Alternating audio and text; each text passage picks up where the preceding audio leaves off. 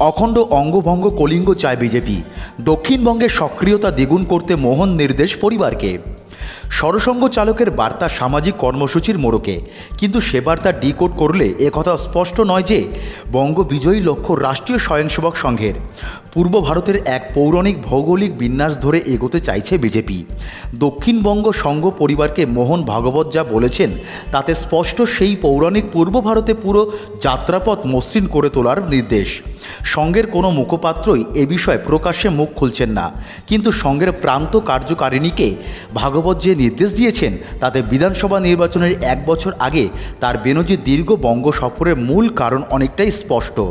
পৌরাণিক পূর্ব ভারতের মধ্যে বিজেপির হাতের বাইরে রয়েছে একমাত্র বঙ্গ। পৌরাণিক বঙ্গ হলো সেই অঞ্চল যা মূলত এখনকার দক্ষিণবঙ্গের সিংহভাগ এবং বাংলাদেশের কিয়দংশ নিয়ে গঠিত ছিল।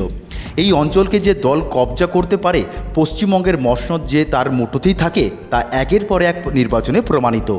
বিজেপি তাই অঙ্গ বঙ্গ কলিঙ্গের একত্রীকরণের স্লোগান তুলতে এগোতে চাইছে।